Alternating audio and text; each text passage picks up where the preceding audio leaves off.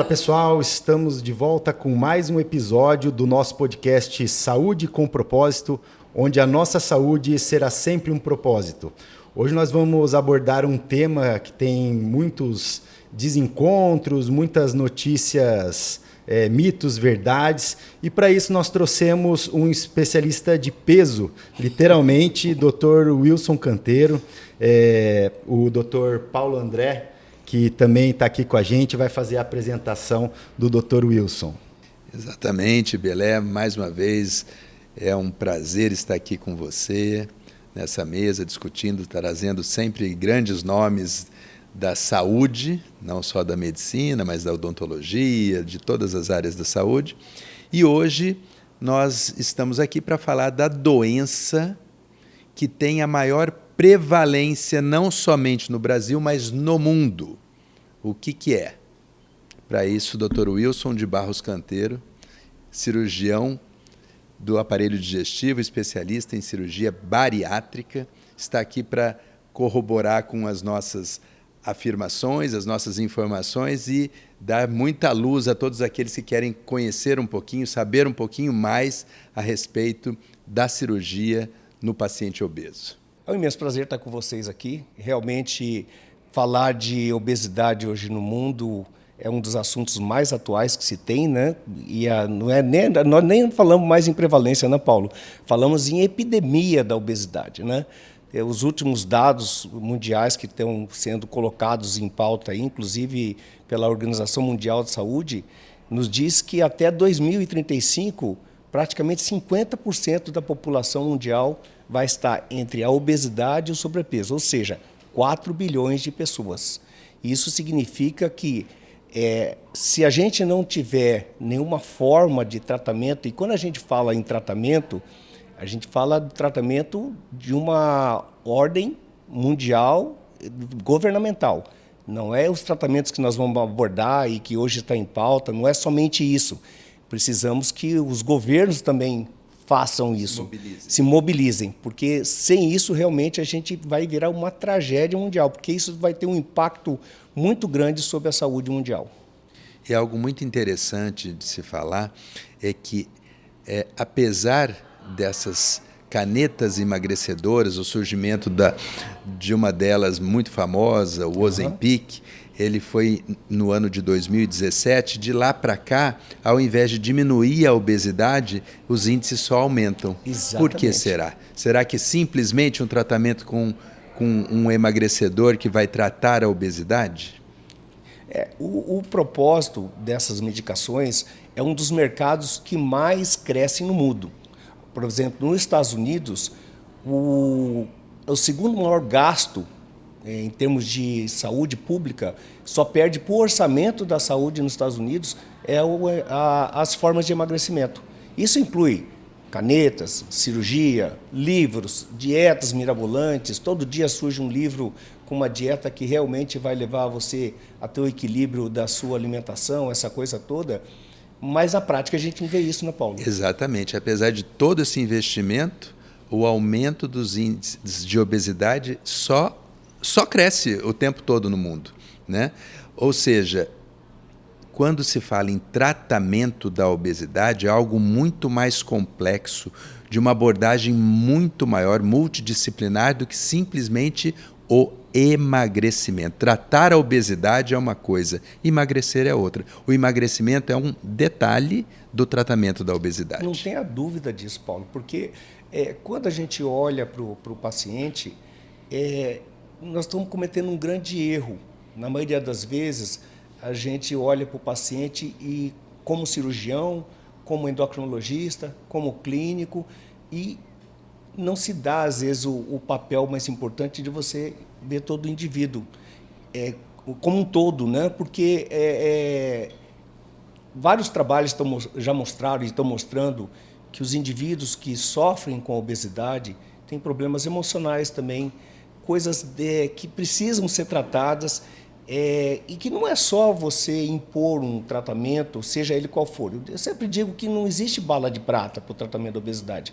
Nós estamos começando a aprender. Você vê, as canetas hoje, elas começaram a atendeu à questão dos hormônios, começando a descobrir como é que os hormônios intestinais agem. A última pesquisa já mostrava mais de 32 hormônios intestinais. É o segundo cérebro, já estão dizendo, né? Sim. Então, e a gente não sabe nada ainda. Na verdade, a gente tem os tratamentos, mas a gente não sabe nada ainda. Aproveitando a questão de enxergar o indivíduo como um todo, que é dos lemas, né, da saúde integrativa, Isso, né? exatamente. Medicina integrativa, odontologia integrativa. Exatamente. Se fala muito, né, na odontologia integrativa o pessoal fala não uma boca sem um corpo, né, não tentar enxergar, separar a boca do corpo, Exatamente. né? E o médico também incorporar a boca ao corpo, né, trabalhar em conjunto, né, com os profissionais da odontologia.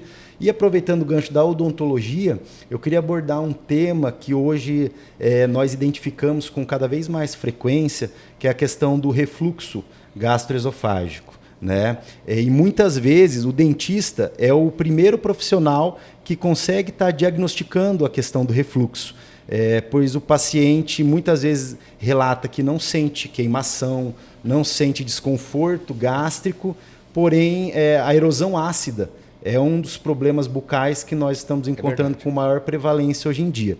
E como fazer para diagnosticar a questão do refluxo ou indicar o paciente para o tratamento com o gastroenterologista, né? Uhum. Quais os exames que a gente consegue estar indicando ao paciente, como a forma correta de estar encaminhando o paciente para esse tratamento do refluxo.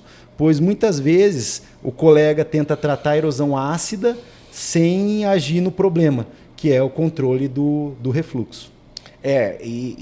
Você colocou uma coisa muito interessante, que é você vê a boca e não vê o resto do paciente, né? Uhum, então, é exatamente isso que a gente está abordando aqui. E o refluxo é uma coisa interessante, porque a prevalência dele é cada vez maior no consultório. É cada vez maior. E quando a gente olha para o refluxo gastroesofagiano, para a gente entender do ponto de vista fisiológico, ele pode ter nós podemos ter o refluxo fisiológico e o refluxo patológico, ou seja, aquele que causa doença. Todos nós temos refluxo. Todos nós temos refluxo. Em algum momento? Em algum momento a gente faz. Né? Tem um número que gira em torno mais ou menos de 20 vezes ao dia, você faz episódios de refluxo. Só que nós temos mecanismos fisiológicos que nos impedem de sentir esse refluxo. Nos impede, tanto assim, eu sempre falo uma coisa para o paciente, você quer ver como que você descobre que você faz refluxo durante o dia? Mesmo que você nunca tenha refluxo, já tentou durante o almoço pegar o garfo que cai no chão? E quando você se abaixa, volta aquele quantidade de alimento dentro do esôfago, queima a garganta, você fica totalmente irritado. É exatamente esse o refluxo. Mas não significa que você tenha a doença do refluxo. Isso é um refluxo fisiológico. Uma defesa, né? Uma defesa. Então, nós temos mecanismos anti-refluxo. Então, o momento que nós estamos deglutindo a saliva o tempo todo, nós estamos lavando o esôfago. Então, à medida que o refluxo acontece, a nossa saliva empurra esse refluxo de volta, empurra o ácido para baixo. E aí a gente não sente dor. O peristaltismo do esôfago, a contratilidade do esôfago, também contribui para que o esôfago não fique com ácido lá dentro. Porque o esôfago, diferentemente do estômago, ele não tem proteção contra o ácido. Então, por isso que se a doença é a doença do refluxo, ele queima, ele machuca o esôfago e faz a tal da esofagite de refluxo, exatamente porque o esôfago não consegue se defender. Né? E aí os mecanismos que desencadeiam esse refluxo são vários, né? Que a gente pode conversar durante o podcast. E justamente voltando no nosso tema principal, a obesidade é uma das principais causas de refluxo. Né? O sobrepeso e a obesidade sempre tem que ser investigado num paciente que tem refluxo. Não tenha dúvida. E aí voltamos, Paulo, naquela situação que você disse. Mudanças de hábitos, o emagrecimento e uma boa alimentação vão fazer a diferença. Então, muitas vezes o indivíduo vai no consultório buscando o tratamento da doença, mas assim, tomar o remédio não é o tratamento. Então, você precisa perder peso, você precisa mudar seus hábitos alimentares. Né? Tem gente, por exemplo, que gosta de acabar de comer e deitar. Né? Isso é um crime. Você, né? Isso é polêmica. Você ainda tem aquela orientação de colocar tijolo no pé da cama, ao contrário, na cabeceira, né? Para levar. Para levantar, né? Que a cama fica até inclinada, né? Isso, exato. Eu só falo para os meus pacientes que não pode dormir com pijama de seda, que senão de manhã ele está no pé da cama. Escorrega. Escorrega. Ele não pode fazer isso. Mas voltando à questão... O cochilo, o siesta, né? Exatamente. Então, é ruim? É ruim. É ruim. O pessoal que tem o hábito de dar aquela dormidinha depois do almoço, eu me incluo nisso também, o ideal é você sentar numa poltrona confortável e fazer o seu cochilinho, não deitar. E à noite, pelo menos 1 hora antes de dormir, você já não come mais nada. Você não vai ingerir líquido, não vai comer, porque no momento que você deita, e se você tiver a propensão para ter refluxo, essa comida vai voltar para dentro do esôfago. Isso até vi uma matéria recentemente de um bilionário que ele visa não envelhecer. Não sei se o Paulo já deve ter visto bastante. E ele investe, se não me engano, $2 milhões por mês. Ele já usou o plasma do filho dele. Exato. Fez uma transfusão para ver se rejuvenesce. E uma das coisas que investindo $2 milhões por mês, que o público vai saber que o doutor está falando, é justamente se alimentar mais cedo, não comer muito tarde. Isso é um dos segredos que ele coloca lá.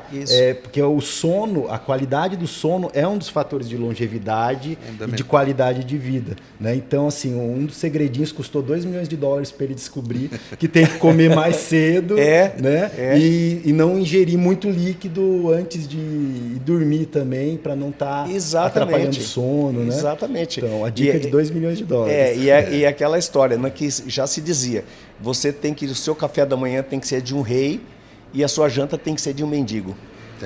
Exato. Eu até comecei a rever. Eu, por muito tempo, fiz o jejum intermitente, onde eu converso bastante, né, com o Paulo, a gente discute essa questão do que momento fazer o jejum. Então, até a gente discutia, né, se seria uma boa alternativa, às vezes, utilizar o jantar como uma opção, né? E na medicina chinesa, eles falam muito disso.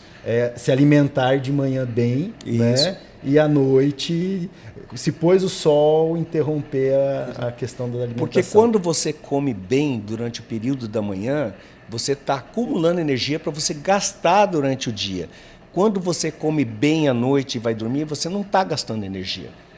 Você está acumulando energia. Pelo contrário, você está fazendo com que seu organismo se ocupe com um processo que é o processo digestório, ao passo de estar se preocupando com outras coisas, reforçando a sua imunidade, fazendo o reparo e restauro celular, a produção hormonal adequada, e ele está lá preocupado em digerir aquela carne que você comeu. Você não consegue ir no sono REM. Nunca. Porque como você está com uma digestão pesada, entendeu? Você não chega no sono REM.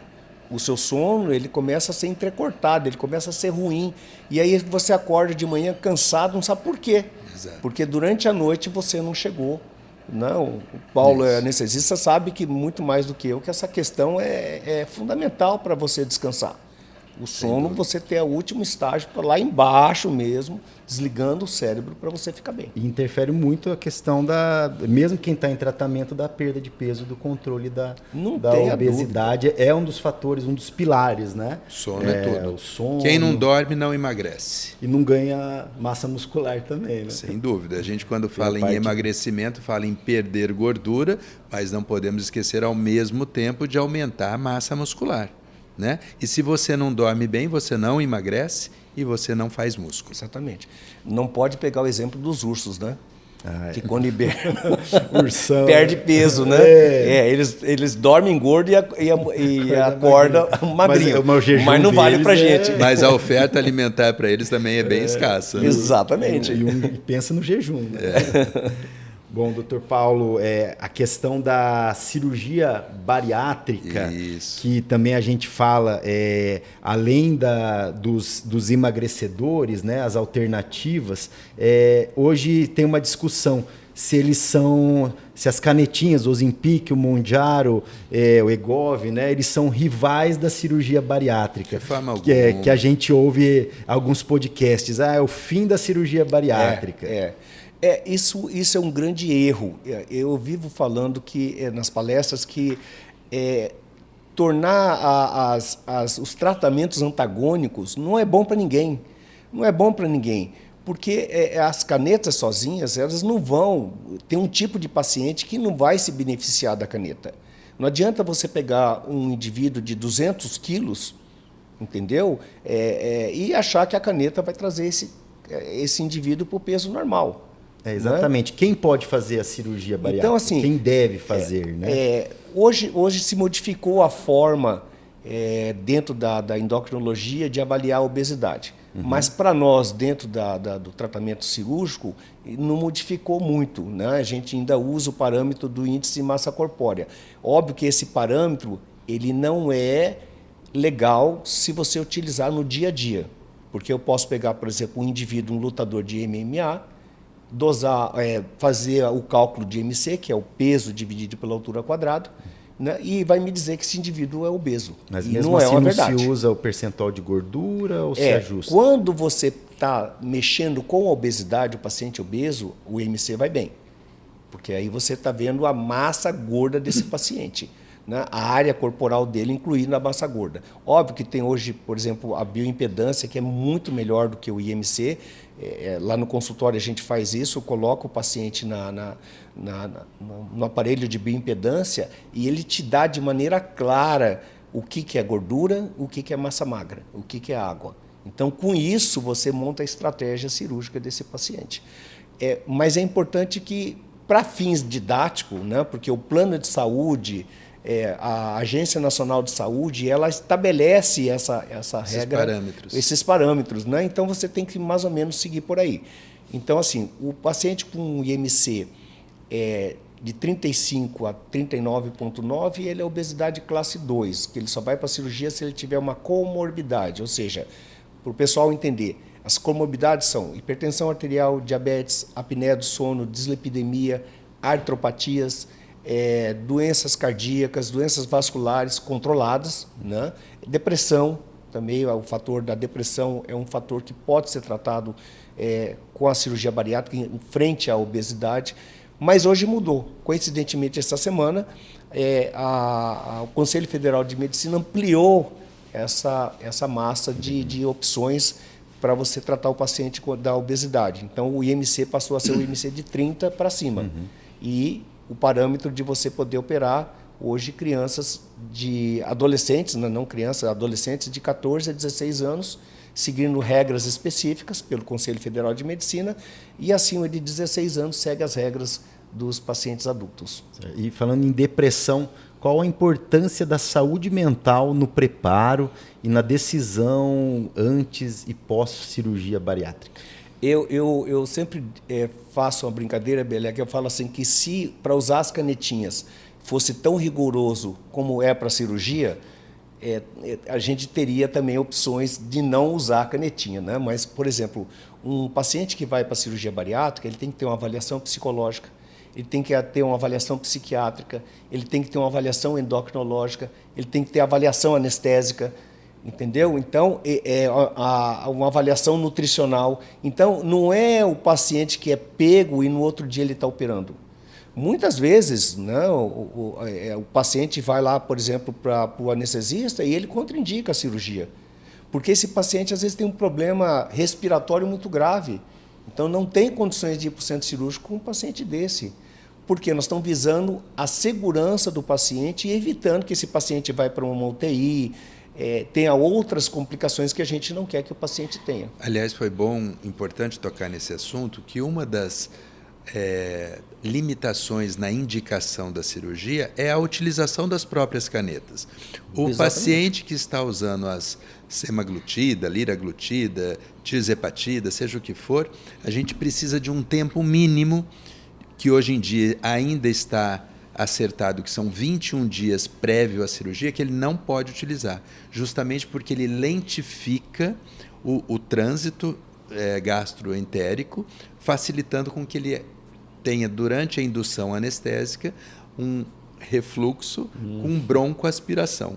E essa broncoaspiração pode ser extremamente deletéria para esse paciente.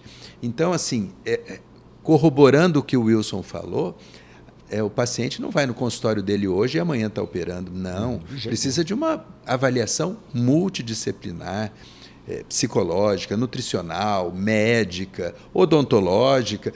O paciente tem que ser tratado, tem que ser visto integralmente, como um todo, para que o resultado seja bom.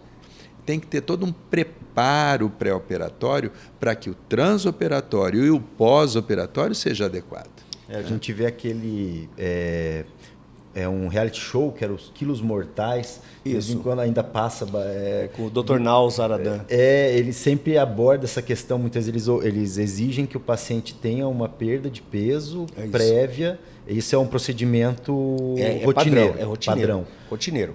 Quando o paciente ele apresenta essas condições de comorbidades graves, por exemplo, apneia do sono, problemas respiratórios, nós não levamos esse paciente para a cirurgia. Esse paciente ele é preparado com perda de peso para depois a gente iniciar o tratamento dele, né? E é uma coisa importante que o Paulo falou, que entra na sua área específica da odontologia, que é o seguinte: não adianta você fazer a cirurgia bariátrica no paciente que a dieta dele vai ser menor e vai ter que ser muito bem mastigada para ser deglutida, se esse paciente não tiver os dentes, né? Então, como é que eu vou operar esse paciente se ele não tiver os molares para ele mastigar a carne, triturar. A proteína, triturar? Né? Então, você vê como que a coisa é complexa. Não é assim... Quem olha de fora acha que a gente pega o paciente, bota o centro cirúrgico e opera. Mas talvez seja uma das cirurgias mais controladas, mais difíceis de você preparar o paciente, seja a cirurgia bariátrica. E até chamou a atenção, acho que foi a Jojo Todinho, né? Que esses tempos ela fez, né? Passou pelo processo, e acho que ela comentou sobre perda de dentes também, né? Aí eu só não aprofundei no caso delas, foi pela questão da alimentação, que muitos acabam adotando a questão do alimento açucarado, líquido, para compensar.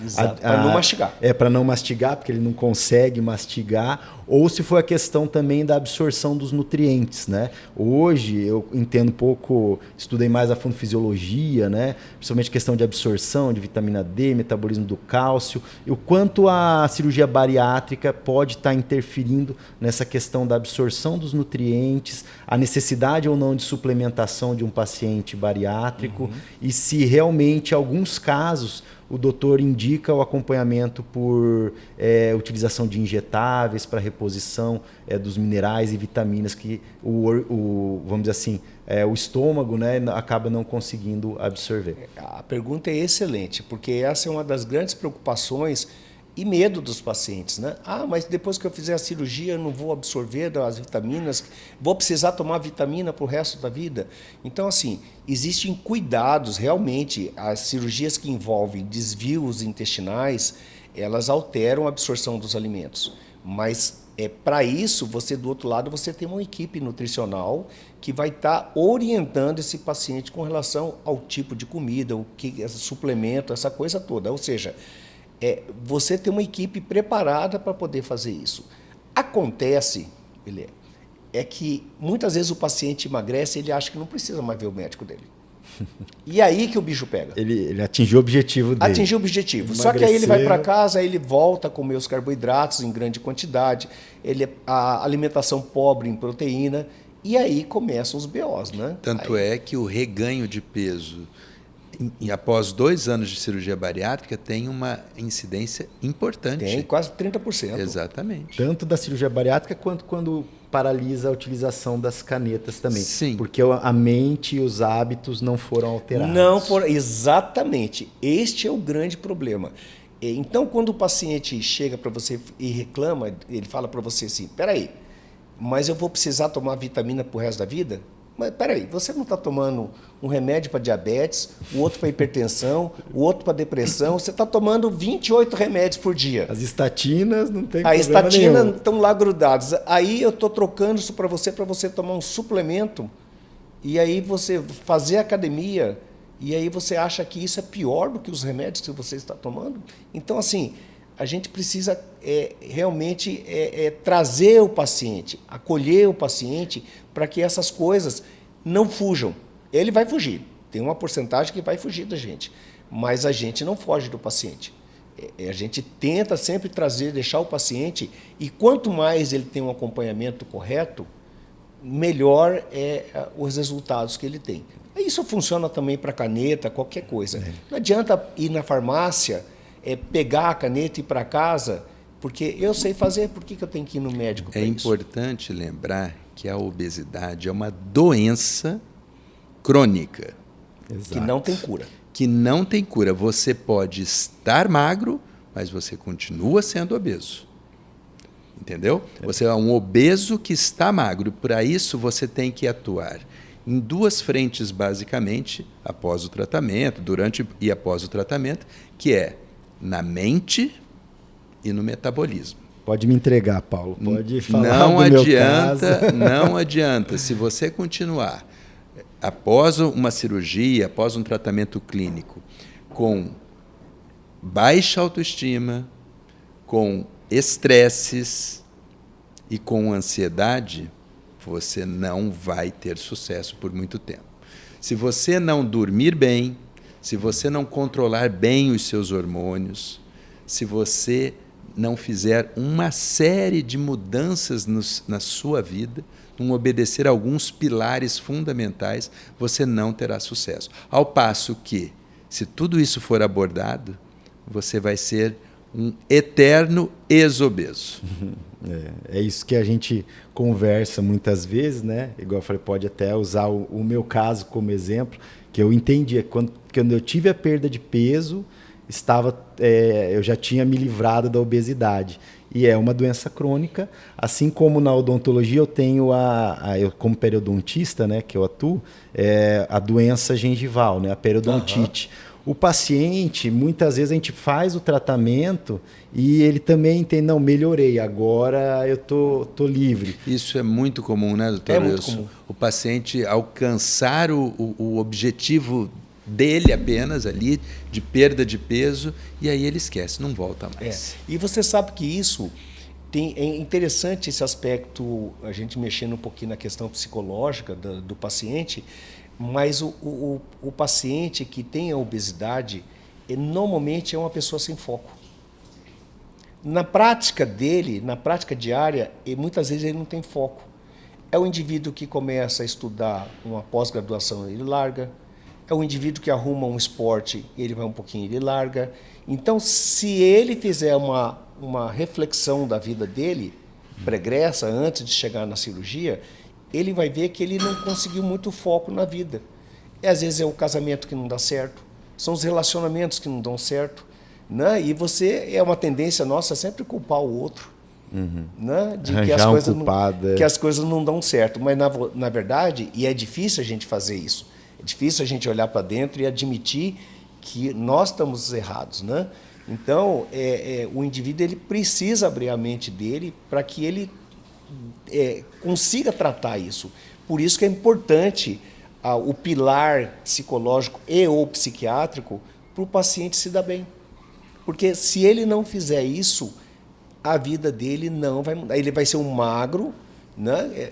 E a gente escuta, inclusive teve até um desses realizadores de podcast que colocou, né, que ele falou, eu era feliz e não sabia, eu era gordo, eu era feliz e não sabia. Ele gostava quando ele estava gordinho. Isso. E se sentiu mal depois da cirurgia. Exatamente, né? Porque esse indivíduo não se preparou para uma mudança corporal, não se preparou para uma mudança do estilo de vida.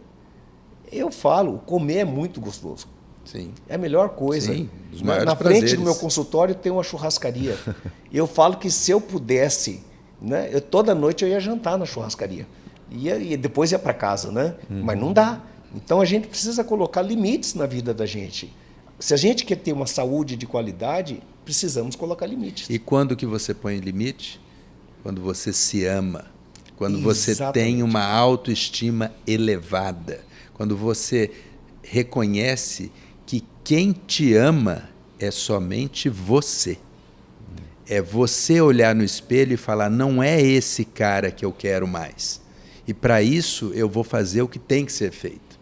Quem faz o que gosta é criança. Adulto faz o que tem que fazer. Exatamente, é isso aí. E outra questão, que o autocuidado não é egoísmo. né? Isso eu também Sem dúvida. Achava e escuto muitos colegas, amigos, né, que falam, não vou gastar com academia, né, porque eu tenho que priorizar alguma outra coisa da família. Só que se a gente não se priorizar primeiro em cuidar da nossa saúde, muitas vezes a gente vai estar faltando com quem a gente ama. Não tem dúvida. Então, o autocuidado não é egoísmo, e sim é o nosso primeiro dever. O que a aeromoça fala a hora que caírem as máscaras? Exatamente. Primeiro coloque em você para você depois auxiliar os demais. Se você não estiver bem, você não vai ser bom para ninguém. Se você não é bom para você, como que você vai ser bom para sua família, para os seus filhos? É a mesma coisa dentro da nossa profissão. Nós somos profissionais liberais que dependemos das nossas mãos, do nosso conhecimento, das nossas habilidades para dar o melhor para o nosso paciente. Se nós não tivermos os cuidados com a nossa saúde, levantar de manhã cedo, ir para a academia, comer adequadamente, ter uma vida saudável e vender essa vida saudável, ou seja, mostrar para o paciente que isso é bom, não adianta, porque se nós ficarmos doentes, quem é que vai atender no seu consultório se você fica doente? Wilson, nós tivemos um professor em comum que era pneumologista e fumava. Lembro muito. Como que você vai falar para o seu paciente não fumar? E, aliás, fumava dentro da sala de aula, né? Como que você pode ser um médico cirurgião da obesidade, cirurgião bariátrico, se você for um obeso? Não pode, gente. Como que eu posso tratar a obesidade se eu não dou o exemplo? O exemplo arrasta, a palavra ela fica ali. Fica. Mas é o exemplo. Ela se perde. O exemplo ele vai olhar para você. Isso é uma coisa muito importante. A gente tenta passar isso para os pacientes e é uma coisa interessante, Belé, porque assim, esse tempo todo que eu faço cirurgia bariátrica, isso faz desde o ano 2000, foi a primeira bariátrica que fez em Campo Grande. O que a gente percebeu ao longo do tempo? Principalmente as mulheres. Estatisticamente, e eu não fujo muito da estatística mundial, você trabalha em mais ou menos 60%, 70% de mulheres contra 30% de homens que procuram a cirurgia bariátrica, né? Eu já escutei de paciente homens que homem não precisa ser magro, precisa ter dinheiro. Mas morre e deixa para o... Isso eu diria não é somente em relação à obesidade. A mulher ela procura o médico com muito mais facilidade do que o homem. O homem é mais resistente. O homem espera aparecer o problema para ir. A mulher faz uma prevenção muito melhor do que o homem. Então, a obesidade só corrobora isso. Só corrobora isso. E aí a gente começa a perceber no consultório que, voltando àquilo que o Paulo André bem disse, sobre você se amar. Então, no momento em que a mulher emagrece, ela muda todo o estilo dela e ela se ama, você sabe que isso tem um incômodo muito grande dentro de casa. Muitas vezes o companheiro não aceita isso. Exatamente, são os grandes sabotadores. São os grandes sabotadores, você tem toda a razão. Eu já tive pacientes que falaram, doutor, toda vez que eu vou começar uma dieta, o meu marido traz uma pizza, traz um bombom para mim, entendeu? Então são os grandes sabotadores. Tomem cuidado com os domingos. Domingo é o pior dia. É onde o sabotador mais vai te incomodar. É a hora que ele está ali com você, sorrindo. Vamos abrir uma geladinha, vamos pedir uma massa. Pizza de domingo. Domingo à noite, no almoço também, uma massa gostosa. Né? E olha lá, as cajibrinas da vida. Né? Então, tomem muito cuidado com o domingo. É o momento que você está mais tempo com os seus sabotadores, que às vezes e com muita frequência estão muito próximos de você. E são os que estão perto da gente mesmo. E isso é muito interessante, que aí você tem que encaminhar essa pessoa para ela fazer um trabalho psicológico muito grande, porque ela começa a perceber que você não tem um parceiro ou uma parceira do seu lado, você tem um inimigo. Um inimigo, porque alguém que deseja que a sua saúde não seja boa dentro de casa, Está tendo algum ganho com isso? Alguma coisa. Algum ganho secundário. Ou uma dificuldade de encarar o problema também. Né? Ela não quer se submeter a essa mudança, né? Também. Às vezes é uma pessoa que também está com aquele problema de obesidade. Isso, muito bem colocado. E justamente não quer fazer essa releitura, se olhar no espelho e encarar a mudança. Eu não quero que você tenha sucesso porque eu não estou conseguindo. Eu não consigo. Mas, eu vou colocar uma coisa para vocês aqui que é muito interessante. Eu já tive mais de uma vez no consultório, que é essa coisa de não querer a mudança, mas ela pode ter embutido problemas lá na infância. E eu já tive mais de um caso de mulheres que sofreram abuso sexual, e geralmente a gente sabe isso, a estatística mostra que o abuso sexual, na maior parte das vezes, ele ocorre dentro de casa, ou pessoas próximas, e essas mulheres passaram a ver na obesidade como uma blindagem. Exato. Tá? Tipo assim, se eu for obesa, ninguém vai encostar em mim. Não vão mexer comigo. Não vão mexer comigo. Não vou ser atraente. Não vou ser atraente, então se eu não atraio ninguém, ninguém vai me olhar. É assim, quando eu escutei isso pela primeira vez, eu fiquei realmente chocado. Porque eu não tinha entrado ainda na minha cabeça essa vertente. E aí quando você começa a olhar as notícias, todo dia tem uma situação dessa, aí você começa a entender, porque muitas vezes a mulher ela se destrói. E ela só vira a chave quando ela se livra desse complexo. Exatamente. Né? Que aí ela começa a terapia, ela começa a ver, se enxergar, se amar, e aí ela muda a vida dela. O tratamento é mente e metabolismo. Exatamente. Aí um outro tema, Dr. Canteiro, que o pessoal gosta sempre é falar de tecnologias, novas cirurgias. Em alguns pontos eu vejo na minha área que hoje a gente tem que observar mais a fisiologia do que em alguns pontos a tecnologia. Porém, na cirurgia bariátrica, quais são os novos panoramas, os novos paradigmas e o que você tem notado de revolucionário? É mais a parte de tecnologia, medicamentos ou essa questão da abordagem e forma de multiprofissional, multidisciplinar em relação ao paciente? Posso acrescentar um pouquinho? O Wilson foi o primeiro cirurgião bariátrico aqui em Campo Grande a realizar a cirurgia. De lá para cá, teve muita evolução na técnica cirúrgica, nos equipamentos e tudo mais? Realmente é interessante como a gente vê isso, né? Quando eu comecei a fazer cirurgia bariátrica, o paciente ele ficava 5 dias no hospital. A cirurgia era convencional, ou seja, você fazia um corte na barriga do paciente, um cortão de 30 centímetros, para você fazer o procedimento. A chance de complicação era muito maior, o paciente sentia muito mais dor, as técnicas anestésicas ainda não estavam voltadas para esse tipo de paciente, né? E também as analgesias não tinham evoluído de maneira adequada, como elas estão hoje, né? Então, assim, quando você olha isso, em todos os sentidos, a tecnologia apareceu. Hoje, os anestésicos, o paciente acaba de operar, o paciente acorda, 5 minutos depois ele está acordado, já está conversando dentro do centro cirúrgico. Os equipamentos de cirurgia, depois que entrou a videolaparoscopia, você hoje opera um paciente com 5 furinhos na barriga.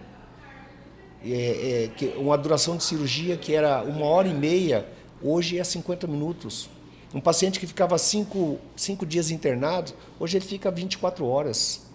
Hoje ele não tem sonda, não tem dreno. Então, isso assim, os materiais, os grampeadores, os materiais que a gente utiliza em cirurgia melhoraram assim uma barbaridade e continuam melhorando. Hoje nós temos a robótica, que é uma evolução fantástica também. Ainda ela tem uma certa limitação pelos seus custos, mas em termos de recuperação do paciente, volta ao trabalho, hoje, por exemplo, um paciente que opera de cirurgia bariátrica, com 30 dias ele está na academia. 1 semana ele está dirigindo. 2 semanas ele volta para o trabalho dele, se não for um trabalho braçal pesado, ele está voltando para o trabalho dele. Então, isso deixa a gente muito feliz, né? Porque as técnicas operatórias, o CFM agora liberou mais algumas técnicas que vinham sendo estudadas nos últimos anos e que exatamente ela mexe muito com a fisiologia intestinal, porque isso é uma evolução. Hoje se sabe que não é tanto você deixar o paciente sem comer. Quando a gente começou a operar, o negócio era deixar o estômago pequenininho, fazer o cara sofrer, não deixar ele comer. Hoje não, hoje isso caiu por terra, porque se sabe que o grande metabolismo, as grandes alterações fisiológicas acontecem no intestino por causa desses hormônios que foram descobertos. Então, tudo isso leva a cirurgia hoje de um patamar de segurança muito grande. Hoje tem um trabalho mostrando que a cirurgia bariátrica já começou a ser mais segura do que fazer uma colestectomia, que é a retirada da vesícula. Quando você olha e fala, mas não é possível, você vai pegar um cara lá de 200 quilos, vai fazer uma cirurgia e ele é mais fácil do que fazer uma vesícula? O Paulo sabe, muitas vezes você entra numa cirurgia de vesícula, é a coisa mais difícil do mundo. Complica. Entendeu? E você acha que, não, uma cirurgia que vai durar 20 minutos, e às vezes dura 1h30. Então, assim, essas alterações fizeram com que a gente hoje chegue num status de cirurgia muito bom, excelente. Previsível e segura. Previsível, segura. Então, assim, graças a Deus, os pacientes também começaram a olhar com bons olhos, ver que a cirurgia realmente faz a diferença, mas ela não é a bala de prata. Voltando a falar.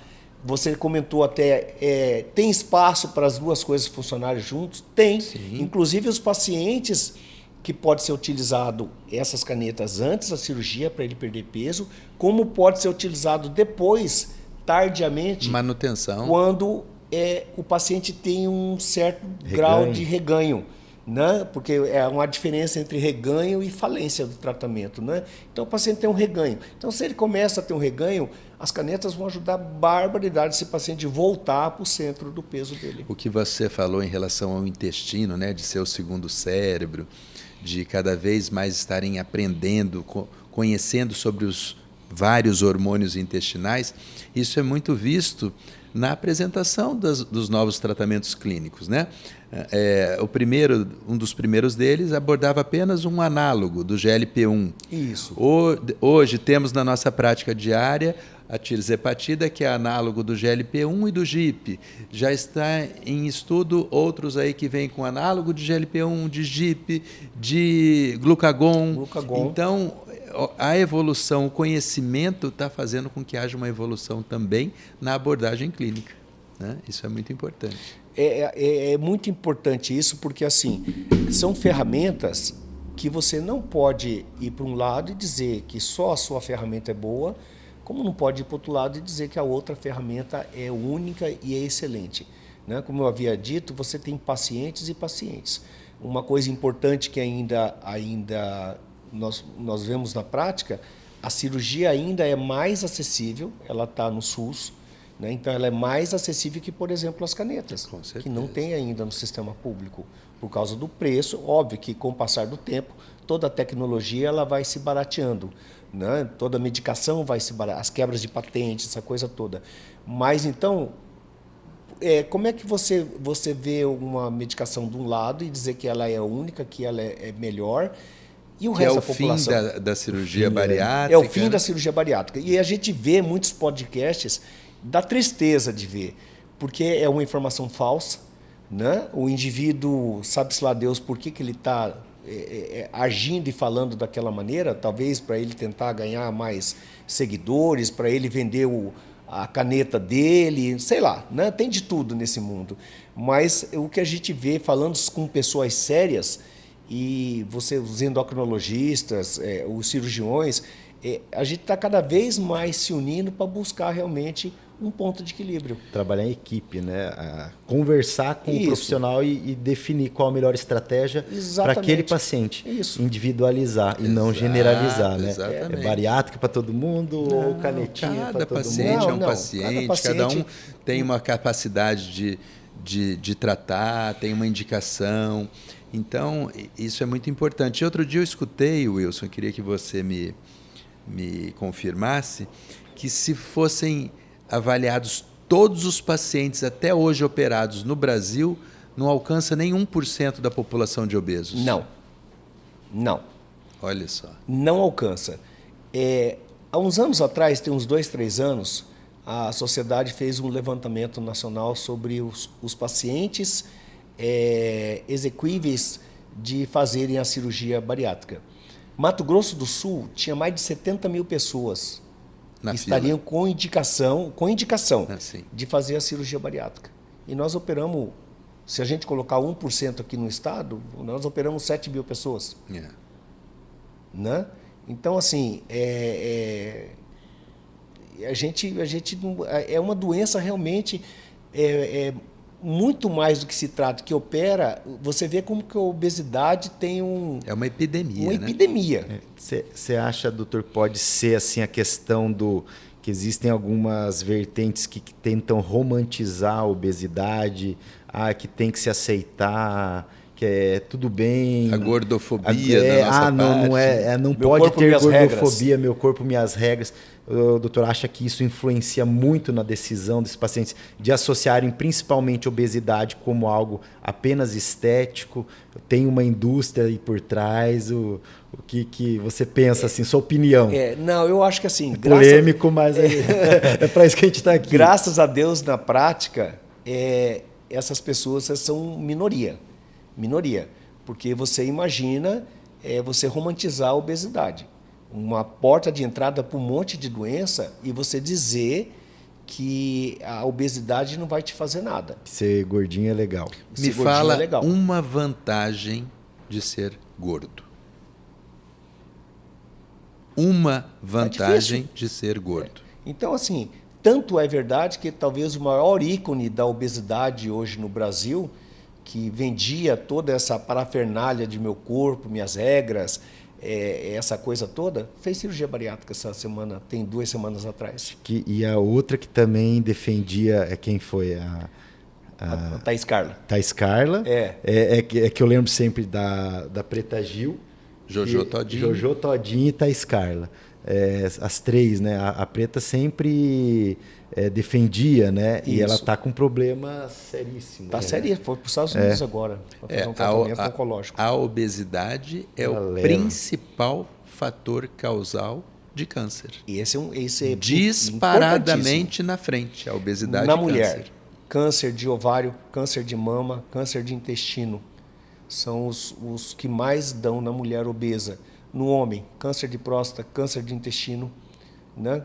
De mama é mais raro, mas as doenças, realmente, os tumores intestinais nadam de braçada. Mais do que cigarro, mais do que bebida alcoólica, obesidade é a maior causa de câncer. A obesidade, as células gordurosas, em maior quantidade, elas provocam uma reação inflamatória no corpo. Então, durante 24 horas, você é um cara inflamado. Você imagina uma dor de dente, um dente abscedado, um dente com secreção, e você não tratar esse dente. Você imagina os dias vão passando e aquele dente está fazendo toda uma alteração sistêmica no seu paciente e sem nenhum tratamento. Agora, você imagina isso na obesidade, é o que acontece com a obesidade. Prova maior disso, que na pandemia da Covid, aonde que o vírus fez a festa? Nos gordinhos. Entendeu? A grande quantidade de pessoas que morreram tinham sobrepeso ou eram obesas. Mas o meu amigo era magro e morreu do mesmo. Não, morreu um monte de gente. Mas, para chamar a atenção, por exemplo, nos Estados Unidos, 40% dos pacientes que sucumbiram com o Covid eram obesos. Gordura inflama, músculo anti-inflama. Por isso que a nossa meta sempre deve ser diminuir massa gorda e aumentar massa magra. Músculo é muito mais do que um órgão do aparelho locomotor. O músculo é uma glândula que secreta hormônios, secreta substâncias sempre anti-inflamatórias. Hormônios que estimulam a neuroplasticidade, a formação de novos neurônios. Gordura só te adoece, te inflama sistemicamente. E onde você for mais suscetível, aí você vai adoecer. Nós sempre traçamos um paralelo na odontologia com a questão das doenças crônicas com a parte periodontal, focos infecciosos. Isso. E realmente é isso. A gente observa que a liberação de quimiocinas, citocinas inflamatórias ali constantemente vão agredindo. E eu não sei se a gente chegou a abordar a questão de doenças autoimunes também. Né? A gente vê que pode... É aquela teoria do barril que está para entornar. E aí você vai sempre colocando mais água até que uma hora o corpo não aguenta e realmente acaba desencadeando. A obesidade é, então, o principal fator e um dos principais fatores chaves para desenvolvimento de uma doença autoimune. Então, ou no caso que o Dr. Paulo André falou. É aquilo que eu falei. O obeso é inflamado. Um intestino inflamado absorve coisa que não deveria. E aí o seu organismo, para se defender, vai começar a atacar essas substâncias que, por mimetismo com outros órgãos do seu corpo, principalmente as articulações, a tireoide, vai desenvolver doenças autoimunes. E é muito comum a gente pegar mulheres obesas com inflamações da tireoide, que a gente chama de tireoidite de Hashimoto, né? Sim. Apesar dela ser uma doença autoimune, mas ela tem uma predileção realmente nas obesas. Né? E uma coisa interessante, Paulo, é a nossa flora intestinal. Sim. Já está comprovado que a flora intestinal do obeso ela diferente. É totalmente diferente de um paciente magro. É a desbiose. A desbiose. Desbiose intestinal. Totalmente. Inclusive, essa flora intestinal ela favorece os processos inflamatórios, porque ela cria uma condição intestinal e aí ela interfere na IgA, que é uma imunoglobulina que protege o intestino, né? Ela vai alterar essa ação dessas imunoglobulinas e favorecer o processo inflamatório. Do muco que protege o intestino, né? IgA. Entendeu? Então, a toxina bacteriana ela entra com mais facilidade no paciente obeso. Obeso. Inclusive tem isso, tem estudos mostrando que talvez ainda tem muita coisa a rolar por aí. Essa desbiose seja uma das chaves para o aparecimento da obesidade. Sem dúvida. Se você não tratar a desbiose, não tem tratamento que vai dar certo. Tem que começar por aí. Você tem que tratar o intestino. E o glúten e o leite, onde que entram nisso? Esse é outro tema que é outro podcast, né? É outro podcast, né? Mas já se dizia aquela história. Qual que é a opinião, doutor, sobre essa questão? O ser humano ele não precisa de leite de vaca. O único ser vivo que toma leite de outra espécie é o ser humano. E além de tomar o leite de outra espécie, toma na idade adulta. Os demais sempre só enquanto são lactentes. E existe existe essa lenda urbana de que você tem que tomar leite para repor o cálcio, né? O que não é verdade, claro, né? A taxa de cálcio dentro do leite ela é baixíssima. Então, você tem N formas de repor cálcio, que é importante. É importante para o envelhecimento de qualidade. E aí entra a questão muscular também. Músculos fortes significa ossos fortes também. Sem dúvida. Né? Então, a gente precisa parar com essa ideia. E é muito comum. No meu consultório é impressionante o paciente chegar com dores articulares, alterações intestinais, flatulência que não melhora, barriga estufada, e aí não sabe do que é aquilo. Aí você fala assim, vamos fazer uma experiência, corta o leite por 1 mês. Aí o paciente volta, doutor, só fez milagre. Um mês basta. Um mês. Um mês. Se você fizer uma dieta radical, anti-inflamatória, por 1 mês, sem leite, sem açúcar, sem álcool, rapaz, você volta outro. Todo aquele incômodo que você tem, aquela unha que está machucada, a probabilidade de você voltar zerado é muito grande. O que faz a comunicação entre o meio externo e o meio interno é o nosso intestino. É tudo que você coloca na boca, vai ser absorvido no intestino e vai para o teu meio interno. Então, se você cuida um pouco disso, se você diminui glúten, que é uma proteína grande, inflamatória, que machuca o teu intestino, se você diminui leite de vaca tem a caseína, tem a beta-lactoglobulina, que são são extremamente inflamatórias. E quando você inflama o seu intestino, o álcool, o açúcar, quando você inflama o intestino, você favorece a absorção de substâncias que não são legais, restos bacterianos, e assim vai realmente fomentar o aparecimento de doenças sistêmicas, como essas artralgias, como as tireoidites, como as encefalites. Eu tô meio avoado, estou com perda de memória. Melhora a tua alimentação. 1 mês. Tirando isso tudo que a gente falou. E não esquece ainda da farinha branca, né? Sem então dúvida. O glúten. O glúten. Doença celíaca tem menor prevalência e ocorrência do que as intolerâncias, né? Sim. Ao glúten, que é agora também outro tema que se aborda bastante. Bastante. É uma das coisas que está se estudando muito no momento. Já se conhecia a doença celíaca de longa data, né? Mas a nossa mudança alimentar, né? Isso faz um paralelo. Tem 2 grandes momentos na história com relação à nossa mudança alimentar. A Segunda Guerra Mundial, né? E a Revolução Industrial na Inglaterra. O açúcar e os enlatados embutidos. Isso, porque o que aconteceu? Conservantes. As pessoas viviam no meio rural, e no meio rural era semente, era verdura, era proteína animal, né? E isso era a base da alimentação, a agricultura. No momento que você urbanizou o ser humano, no momento que você trouxe ele para a cidade, que a alimentação passou a ser mais fácil, porque você tem acesso a uma gama maior de alimentos, e aí ele precisou ser enlatado, precisou de ser processado, aí começaram os nossos problemas. Então, esses 2 momentos, começou na Revolução Industrial, e depois da Segunda Guerra Mundial ela aumentou mais ainda, né? Que aí os alimentos foram produzidos em larga escala, né? Então, tudo isso fez com que a gente chegasse nesse momento que nós estamos com a humanidade. Tornaram-se de muito mais fácil acesso e, normalmente, muito mais baratos. Isso. Então, é fácil você pegar um pacotinho de biscoito, deixar dentro da sua mala, da sua bolsa, para comer mais tarde. E a fruta, a carne, as verduras realmente cada vez é mais caras, difícil, né?